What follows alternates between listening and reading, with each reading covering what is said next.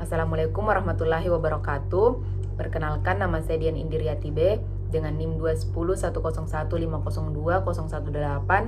dari kelas A2 2021. Adapun video ini saya buat untuk memenuhi tugas akhir mata kuliah pengantar analisis real.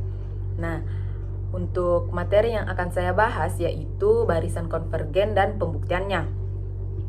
Sebelum masuk ke dalam materi barisan konvergen dan pembuktiannya, adapun pokok bahasan yang akan saya bahas dalam video ini yaitu yang pertama, penjelasan barisan konvergen. Yang kedua, definisi barisan konvergen.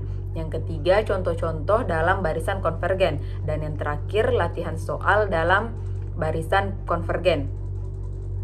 Langsung saja kita masuk pada bagian yang pertama yaitu penjelasan mengenai barisan konvergen. Barisan konvergen adalah konsep yang penting dalam matematika dan memiliki banyak aplikasi di berbagai bidang. Pemahaman tentang konvergensi barisan memainkan peran kunci dalam mempelajari pola, perilaku, dan sifat-sifat dari urutan angka. Nah, salah satu bidang yang sangat terkait dengan barisan konvergen adalah analisis matematika, di mana dalam analisis matematika ini, studi tentang fungsi dan perubahan nilai sangat bergantung pada konsep barisan konvergen. Barisan konvergen memungkinkan kita untuk memahami batas fungsi dan perilaku fungsi saat variabel mendekati suatu nilai tertentu.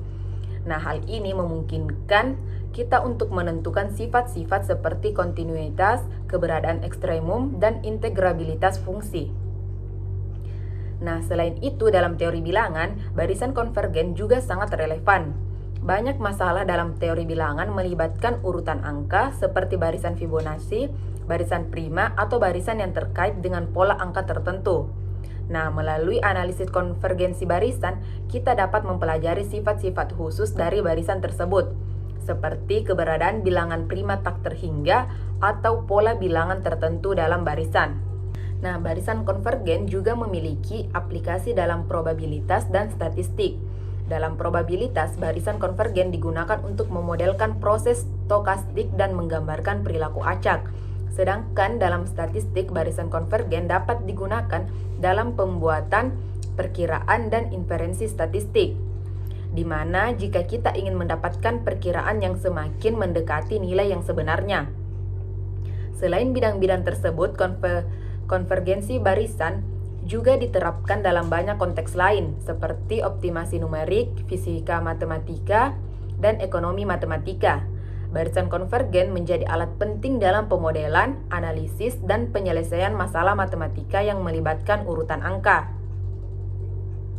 Yang kedua yaitu definisi mengenai barisan konvergen.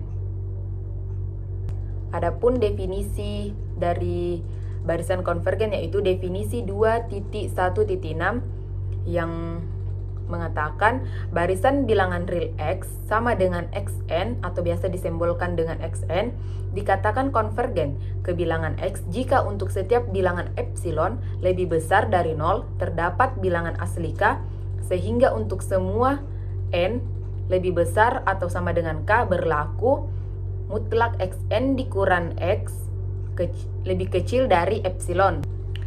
Nah, untuk membuktikan bahwa barisan X sama dengan Xn konvergen ke bilangan X, kita harus menunjukkan bahwa untuk setiap epsilon lebih besar 0, ada bilangan asli K, sehingga untuk semua n lebih besar atau sama dengan K, berlaku mutlak Xn dikurang X lebih kecil dari epsilon. Nah, misalkan epsilon lebih besar dari 0 adalah suatu bilangan positif yang diberikan karena X konvergen ke X, berarti Xn berada dalam interval X kurang epsilon atau X ditambah epsilon untuk n yang cukup besar. Kita misalkan X adalah batas dari barisan X. Kita ingin menunjukkan bahwa mutlak Xn dikurang X lebih kecil dari epsilon untuk n yang cukup besar. Nah, kita dapat membuktikan ini menggunakan konsep dari batas. Berdasarkan definisi batas, kita memiliki untuk setiap epsilon lebih besar 0 ada bilangan asli K1, sehingga untuk semua n lebih besar atau sama dengan K1 berlaku Xn lebih besar X dikurang epsilon per 2. Kemudian untuk setiap epsilon lebih besar dari 0, ada bilangan asli K2, sehingga untuk semua n lebih besar atau sama dengan K2 berlaku Xn lebih kecil X ditambah epsilon per 2. Nah, kemudian pilih K dengan nilai maksimal K1 K2-nya itu dengan memilih nilai K1 dan K2-nya yang mempunyai nilai maksimal. Maka untuk semua n lebih besar atau sama dengan K, kita memiliki Xn lebih besar X dikurang epsilon per 2, Xn lebih kecil dari X ditambah epsilon per 2. Kemudian kita dapat menghitung mutlak Xn dikurang X sama dengan Xn dikurang X lebih kecil epsilon per 2 ditambah epsilon per 2 sama dengan epsilon. Nah, sehingga untuk semua n lebih besar atau sama dengan K, berlaku mutlak Xn dikurang X lebih kecil dari epsilon. Nah, selanjutnya untuk pembahasan yang ketiga, kita masuk pada contoh-contoh dalam barisan konvergen. Berikut adalah beberapa contoh barisan konvergen. Yang pertama itu barisan aritmetika, yaitu 2, 5, 8, 11, 14, dan seterusnya. Barisan ini konvergen ke nilai tak hingga karena setiap suku selanjutnya bertambah 3 dari suku sebelumnya. Yang kedua, barisan geometri, yaitu 2, 1, 0,5, 0,25, 0,125, dan seterusnya. Barisan ini konvergen ke nilai 0 karena setiap suku selanjutnya adalah setengah dari suku sebelumnya. Contoh ketiga yaitu barisan Fibonacci, yaitu 0, 1, 1, 2, 3, 5, 8, 13, dan seterusnya. Barisan Fibonacci ini konvergen ke nilai tak hingga karena setiap suku terus meningkat secara eksponensial. Contoh keempat yaitu barisan kuadrat, yaitu 1, 1, 1, 1, dan seterusnya. Barisan ini konvergen ke nilai 1 karena setiap suku memiliki nilai yang sama. Dan yang terakhir itu barisan harmonik, yaitu 1, 1 per 2, 1 per 3, 1 per 4, 1 per 5, dan seterusnya. Barisan harmonik konvergen ke nilai tak hingga karena jumlah suku-suku terus bertambah mendekati nilai tak hingga. Nah, untuk pembahasan yang keempat atau yang terakhir yaitu latihan soal. Nah, dalam bagian ini gunakan pengetahuan membuktikan barisan konvergen berikut.